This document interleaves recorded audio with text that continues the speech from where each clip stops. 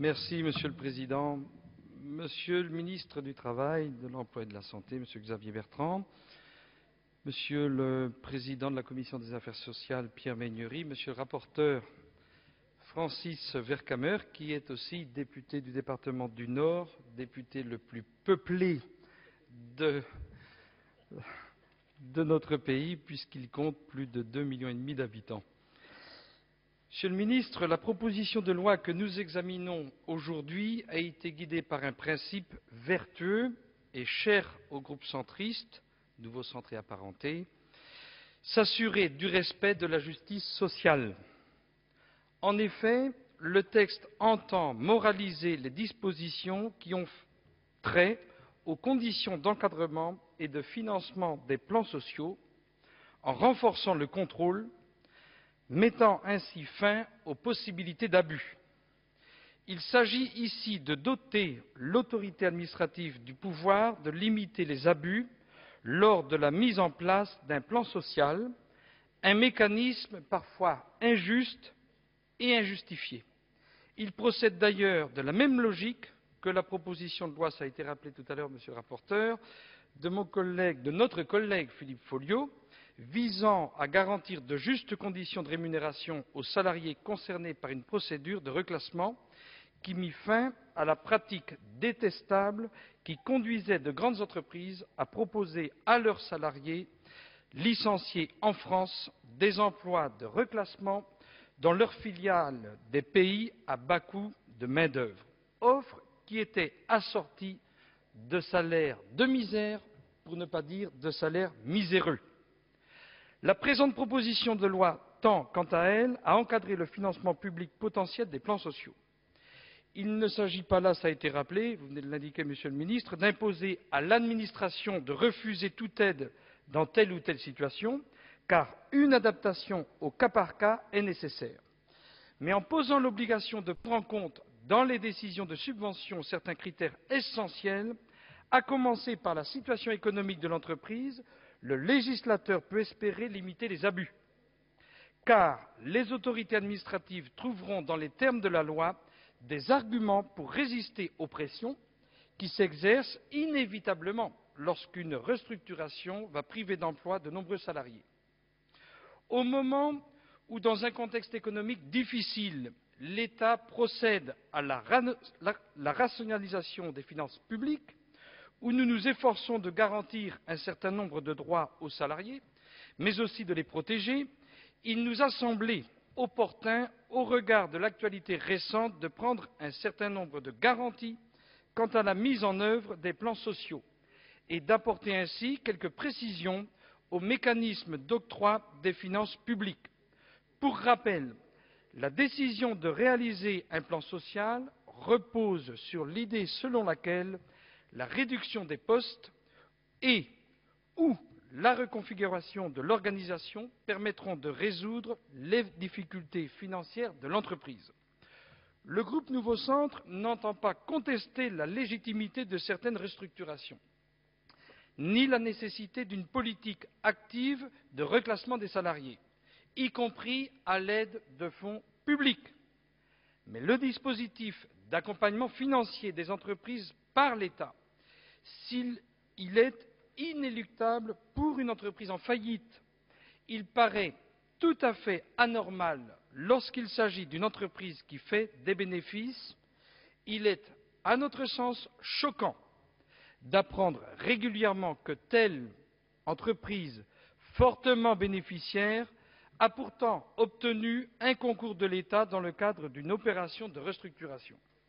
Et pourtant, il arrive aujourd'hui encore que des aides soient attribuées à des entreprises qui ne rencontrent pas de réelles difficultés, à des multinationales qui engrangent de solides bénéfices et dont les restructurations répondent parfois même à une logique de délocalisation.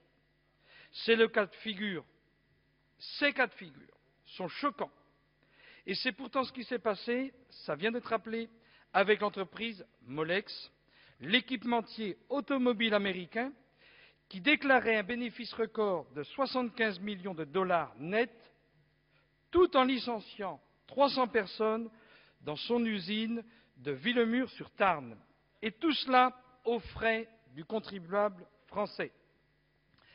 Alors que les choses soient claires, s'il n'est pas question ici d'interdire les plans de sauvegarde de l'emploi, PSE, ni de réintroduire une quelconque autorisation administrative de licenciement, il est très certainement question de laisser à la seule charge des entreprises bénéficiaires le coût de leur plan social, de refuser aux entreprises réalisant des bénéfices de faire financer leur plan social par l'État. L'argent du contribuable, je le répète, n'est pas là pour ça.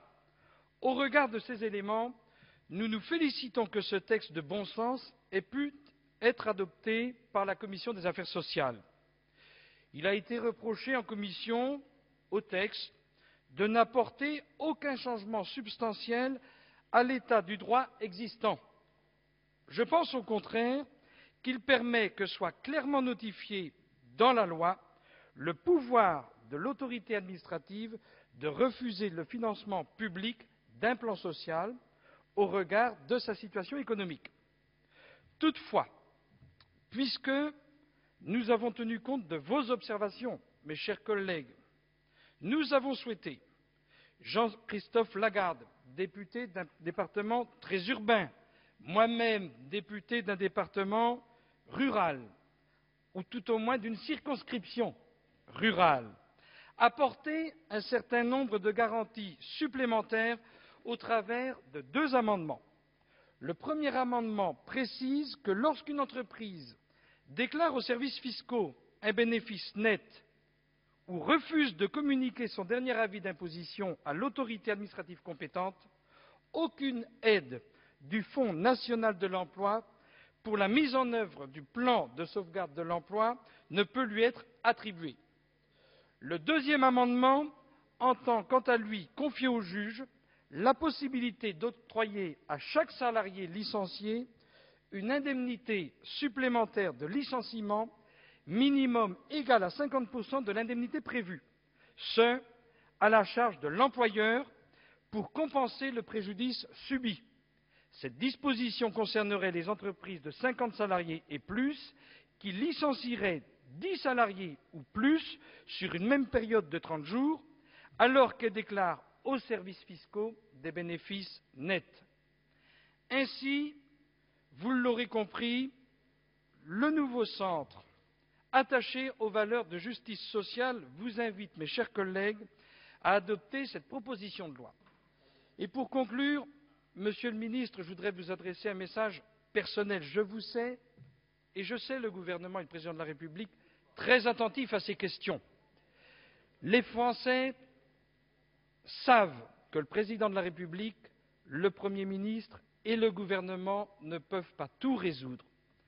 Mais les Français, comme beaucoup de parlementaires, sont en proie à beaucoup de bon sens. Ils ne peuvent accepter que dans le même temps, le cours et le coût de l'énergie soient inflationnistes et que les grands groupes en charge de l'énergie fassent des bénéfices. Les Français, parce qu'ils sont raisonnables, ne peuvent accepter non plus que le panier de la ménagère et les prix à la consommation soient parfois prohibitifs et que, dans le même temps, les prix payés aux agriculteurs ne soient pas et ne permettent pas un revenu digne de leur métier. Les Français ne peuvent pas accepter, et c'est le sens de cette proposition de loi, que dans le même temps, certains grands groupes qui affichent des bénéfices records procèdent à des licenciements. Et ce projet de loi, Monsieur le Ministre, relève du bon sens et c'est en cela que nous souhaitons convaincre à la fois l'Assemblée nationale et le gouvernement d'encourager l'adoption de ce texte. Je vous remercie.